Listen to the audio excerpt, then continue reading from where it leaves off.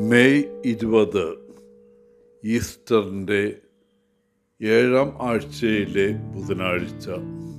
യോഹന്നാൻ 17-ാം അധ്യായം 11 മുതൽ 19 വരെ വാക്യങ്ങൾ. യേശു സ്വർഗാരോഹണം ചെയ്തപ്പോൾ സ്വർഗത്തിലെത്തിയപ്പോൾ ഗബ്രിയേൽ ദൂതൻ അവിടത്തോട് ചോദിച്ചു, ഭൂമിയിലുള്ള എല്ലാ ആളുകൾക്കും ദൈവത്തിന് തങ്ങളോടുള്ള സ്നേഹത്തെക്കുറിച്ച് അറിയാമോ? ഓ ഇല്ല, യേശു പറഞ്ഞു, കുറച്ചു പേർക്ക് മാത്രമേ അറിയൂ. ഗബ്രിയേൽ ആശ്ചര്യഭരിതനായി, കർത്താവേ, ഈ ചുരുക്കം ആളുകൾ നമ്മെ നിരാശപ്പെടുത്തിയാലോ? എതിർപ്പ് നേരിടുമ്പോൾ അവർ നിരുത്സാഹപ്പെട്ടാലോ? ഇവരെ കൂടാതെ വേറെ വല്ല ബാക്കപ്പ് പ്ലാൻ ഇല്ലേ? യേശു പറഞ്ഞു, ഇല്ല. അവർ എന്നെ നിരാശപ്പെടുത്തുമെന്ന് ഞാൻ കരുതുന്നില്ല. ഇന്നത്തെ സുവിശേഷത്തിൽ യേശുവും പിതാവും ഒന്നായിരിക്കുന്നത് പോലെ തൻ്റെ അനുയായികൾ ഐക്യപ്പെടണമെന്ന് യേശു പ്രാർത്ഥിക്കുന്നു. ഭിന്നതയ്ക്കെതിരായ സഭയുടെ ശക്തിയുടെ ഉറവിടം ഈ പങ്കുവയ്ക്കുന്ന കൂട്ടായ്മയാണ്. ദൈവത്തിൻ്റെ സത്യത്തിൽ യേശു തൻ്റെ അനുയായികളെ സമർപ്പിക്കുന്നു. ലോകത്തിൻ്റെ വഞ്ചനയിൽ നിന്ന് ദൈവവചനം അവരെ സജ്ജരാക്കുകയും സംരക്ഷിക്കുകയും ചെയ്യുന്നു. പിതാവ് യേശുവിനെ അയച്ചതുപോലെ യേശു തൻ്റെ ശിഷ്യന്മാരെ ഈ ലോകത്തിലേക്ക് തൻ്റെ പ്രതിനിധികളാക്കാൻ അയക്കുന്നു. യേശു ഇവിടെ ഒരു നല്ല സുഹൃത്തിനെ പോലെയാണ്.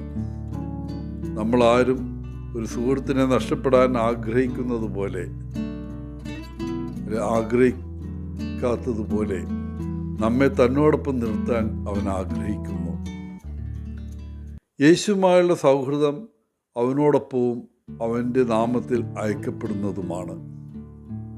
അവൻ്റെ അനുയായികളെന്ന നിലയിൽ നമ്മുടെ ദൗത്യം ലോകത്തിൻ്റെ നടുവിലും ആഴത്തിലുമാണ്. ലോകത്തിൻ്റെ മധ്യത്തിലും നഗരത്തിലും അയൽപ്പക്കത്തും അവൻ്റെ സ്നേഹവും സന്ദേശവും ഉൾപ്പെടുത്താൻ അവൻ ആഗ്രഹിക്കുന്നു. ആ സ്നേഹത്തിലൂടെ, ദൗത്യത്തിലൂടെ അവനെ പിന്തുടരുന്നതിലൂടെ നാം സ്വയം വിശുദ്ധീകരിക്കപ്പെടുന്നു.